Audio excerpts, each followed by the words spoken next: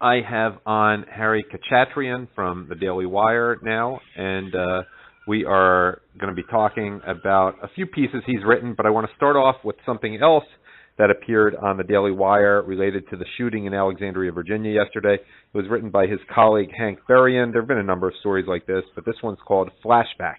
Bernie Sanders fundraised by blaming conservatives for Giffords shooting. And I thought let's hold Comrade Bernie a little responsible. Let's do what he did to the Republicans. No, it isn't a proximate cause. No court of law couldn't find him guilty of anything. But I think it's time to stop treating him like just this cute little schmeal or something. Harry, what do you think?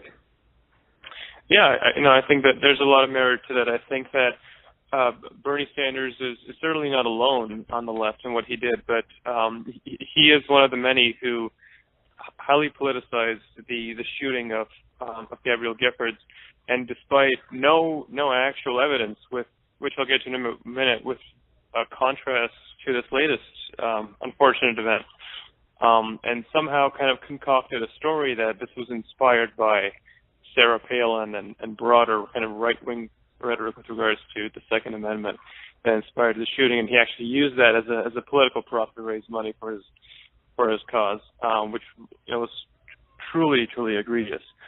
And just as a brief contrast, I think if you look at his name escapes me, but the shooter in yesterday's attack, where he was effectively asking people if they're Republicans or Democrats, and then firing at Republicans.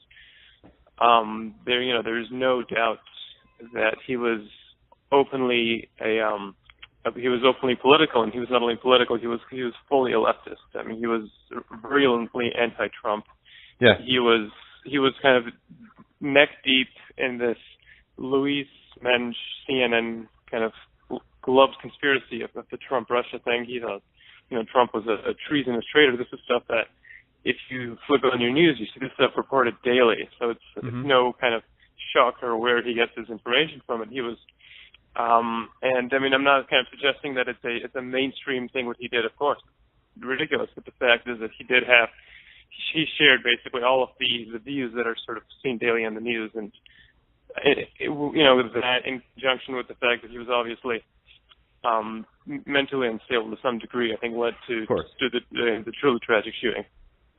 Yeah, I mean, but I think, as I discussed with someone yesterday, the goal is to find people who are a little bit off, and so people like Rachel Maddow and Comrade Bernie can disclaim any responsibility, but to just sort of let one of the crazy ones do the dirty work. And, it really bothers me about Bernie Sanders, as I don't try to hide. I'm Jewish, and I know the type. They're loud mouths.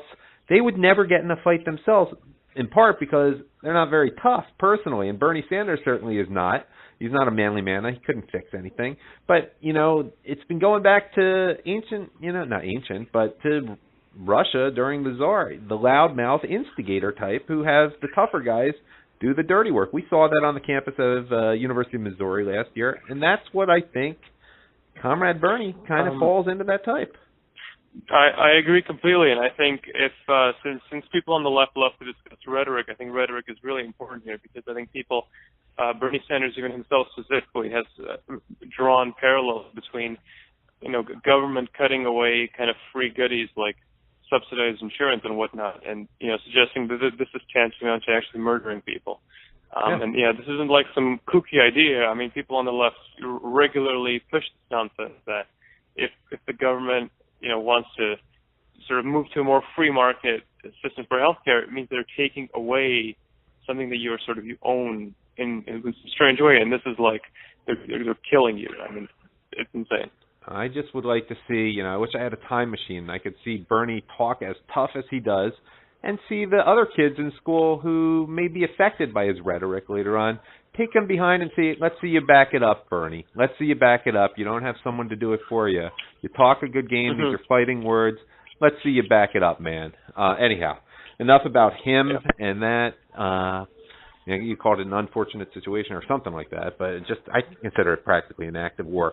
Now, on a more, frivolous note, there are movies that have come out, and I really like your reviews of them. And the most recent one you did is Wonder Woman, and there's a political aspect about that, and I think you handled it very well. Not that I've seen the movie, not that I ever see any movies, but maybe you could tell us about that.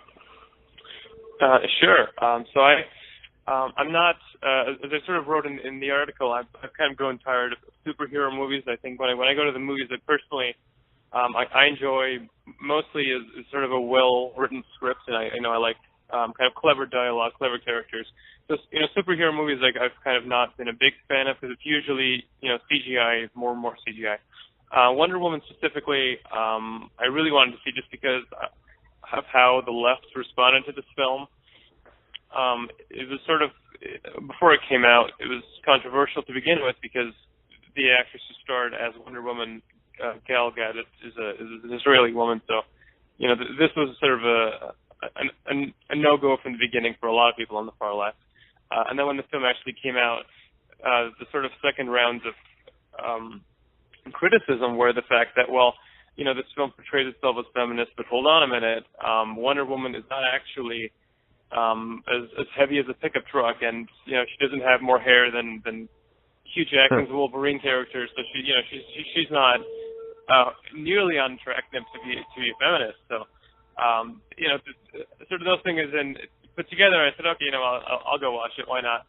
And what I found really interesting about the film is because I don't know who actually wrote or direct. I'm not too familiar with the directors and their political views, but I found the film to be a real kind of stirring rebuke to a very broad view on the left when it comes to foreign policy, and the sort of idea that our enemies, terrorists, for example, like radical Muslims who kill people, this idea that their acts of terrorism are motivated by, for example, U.S. foreign policy. Mm-hmm. That's one of the very common lines that they throw out, right? A lot of people on the left believe this. And what I found really interesting was the way the film was set up was this was during the First World War, and when Wonder Woman, Diana is the character's name, when Diana first learned about the First World War, she had no interaction with the human world, and her immediate thought was that this was tied to this kind of backstory of her Amazon people, where the god of war, Ares, kind of corrupts people, and his influence is what causes war. And as the film unfolds, what it shows and what we learn is that although Ares, he was sort of there in a sense that he was more of a he helped sort of put ideas in people's heads about how to perfect their weapons and whatnot, so sort of some small nuances like that. But the actual conflict, the actual decision to use chemical weapons to destroy people by the Germans and the Ottoman forces and throughout the war, that was all individual choice. And this is like really kind of hammered down in the film that people are evil because they choose to be evil, not because of some kind of magical hierarchy that's oppressing them or that's driving them towards doing this. I didn't even realize it was the Germans who started the use of chemical weapons in World War I. I just figured it evolved on both sides. Is that actually true?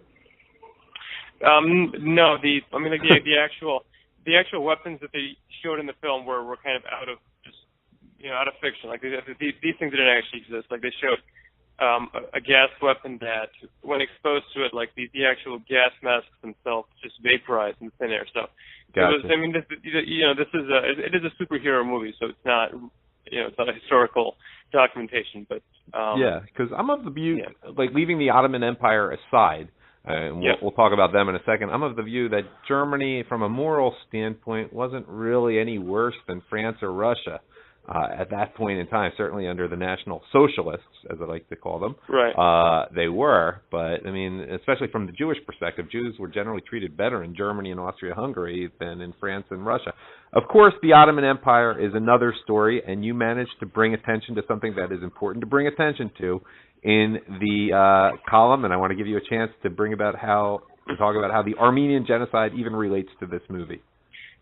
I mentioned more of as a sort of a snarky kind of comment towards the Ottoman Turks, but it was I just sort of find interesting how whenever they show the development of these sort of fictitious super weapons of mass destruction, they were all they were built in Ottoman military bases. This is where they masked the sort of secret warehouses where they were developing these things. And as I wrote in the column, apparently perpetrating genocide against Christian minorities, Greeks, Assyrians, Armenians, was not the only thing the Ottomans were doing at the time. They were also, they were covering up and helping the Germans, build these kind of super powerful chemical weapons to wipe out just reams of Allied forces. Well done. Even though Turkish engineering clearly was not what German engineering was, and they used fairly mundane means to slaughter 1.5 million Armenian citizens during World War I. Okay, moving on from that, a movie which had a little bit of less political agenda, Snatched. It's probably not worth talking about, but you wrote it so well. Can you just take a minute and tell us why people who weren't otherwise planning to see this stupid Amy Schumer movie should continue in their plans not to see this stupid Amy Schumer movie? Sure. I'll sort of mention a few words. I mean, admittedly, it wasn't my first choice film, but I was with a friend, and we sort of thought, maybe we'll just laugh at Amy Schumer as we watched the movie, and it was, I guess there was like sort of 2 points to it that's worth bringing up. One is that Amy Schumer plays, exactly herself in the film, and she's what you would expect. She's incredibly, almost unbelievably selfish. I mean, she kind of drags her mom, who has like arthritis, has horrible knee pain, to Ecuador for. She probably didn't have any friends who wanted to go with her. Yeah, as the film explains, all her friends are asking her to pay them back the money she owes them or whatnot. Right. And then so she kind of guilt trips her mom into going with saying, look how fun you used to be. Why don't you sort of use your girl power and come to Ecuador with me? Because, for whatever reason, and at this point, Amy Schumer was just fired from her job. So, what else are you going to do but go to Ecuador? Right. And then the second point, which I suspect was unintentional, because Amy Schumer portrays herself as quite the progressive, but the way they actually portrayed South America and Ecuador was unbelievably laughable. It was like the actual confines of the tourist resort they were in were sort of a very modernized sort of American feel to it, where they had all the amenities and the luxuries of Western capitalism that we love.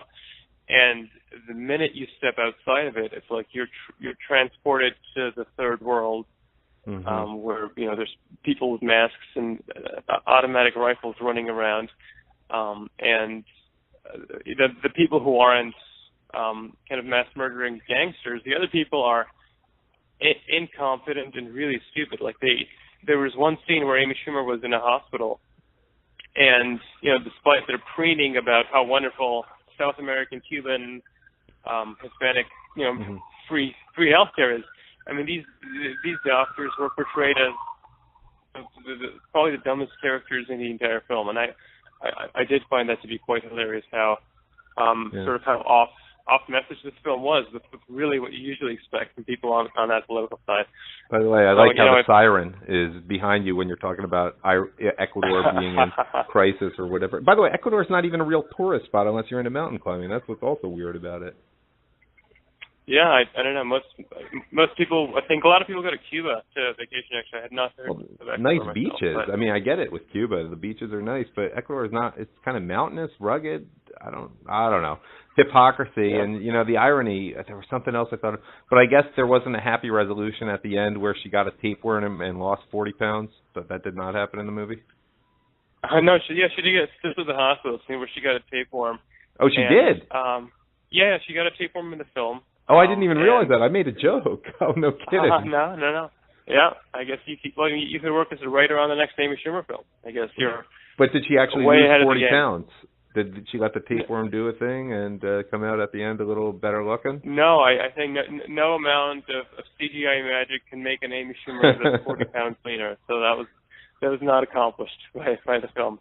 Finally, one more article you wrote recently had such a good title. You totally used the clickbait titling in your article. Economists, all caps, hate this eliminate poverty with this one weird trick, the $9,000 minimum wage, exclamation point. Great article. People should just read that themselves. Go to Harry Khachatrian. But tell us a little bit about it.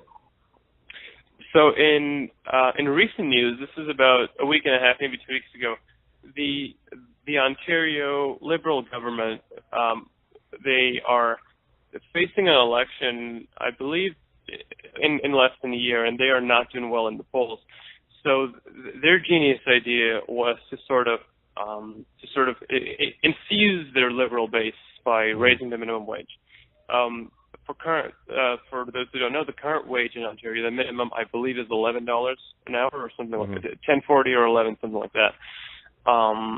And this has sort of been the minimum wage for a couple of years. I think it's been maybe 3 or 4 before it was raised. And when it was raised like $10.25 to $11. It was a modest raise. And so they've gone ahead and said, we're going to jump like 30%. We're going to go all the way up to 15, a whopping raise indeed.